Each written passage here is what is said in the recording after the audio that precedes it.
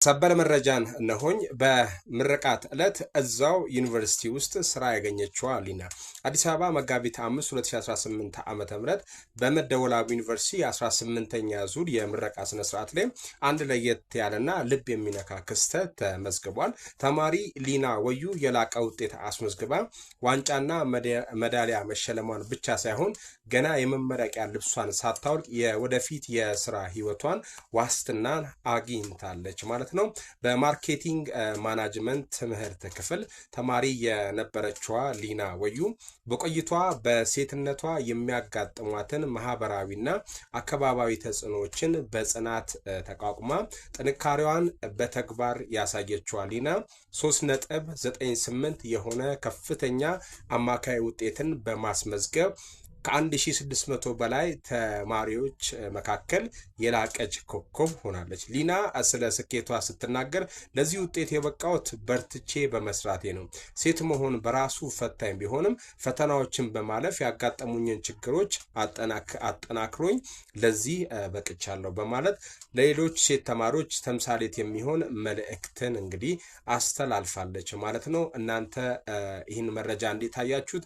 በዚህ ስነ ስርዓት ላይ እንግዲህ የተለያዩ እንግዶች ተገኝቶ ነበረ። የዩኒቨርሲቲው ፕሬዝዳንት የሊናን አስደናቂ ውጤትን እና የነገን ተስፋ ግምት ውስጥ በማስገባት በመድረኩ ላይ ያልተጠበቀና ታሪካዊ ውሳኔን አስተላልፏል። ፕሬዝዳንቱ የሊናን እጅ በመያዝ ለታዳሚው እንዲህ ሲሉ ተናግሯል ማለት ነው። ይቺ ልጅ ስትበረታታ ስትጎብዝ እኛ ደግሞ የበለጠ ኢነርጂ ከሆንላት ነገ የዚህ ዩኒቨርሲቲ ተረካቢ ትሆናለች።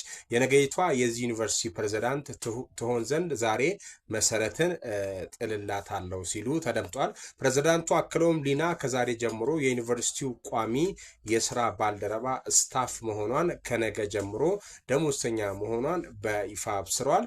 ይህንን አጋጣሚ ለብዙዎች ተስፋ የሰጠ ሲሆን ተማሪዎች ጠንክረው ከሰሩና ግብ ካላቸው በየትኛውም የፈተና ወቅት ውስጥ ሆነው ስኬታማ መሆን እንደሚችሉ የታየበት ልዩ ክስተት ሆኖ ተመዝግቧል። በተለይ በዚህ ጊዜ ማለት ነው ተማሪዎች ተስፋ ቆርጦ በሚማሩበት ወቅት እንዲህ አይነት ዜና እንዲህ አይነት መረጃ ደግሞ በጣም ሞራል ይሆናል። ሊና ወዩ ዛሬ የሜዳሊያና የሁለት ዋንጫ ባለቤት ብቻ ሳትሆን ነገ የዩኒቨርሲቲው ፕሬዝዳንት የመሆን ትልቅ ራዕይ ሰንቃ ወደ ስራ ዓለም ተቀላቅላለች። ሊና እንኳን ደስ ያለሽ።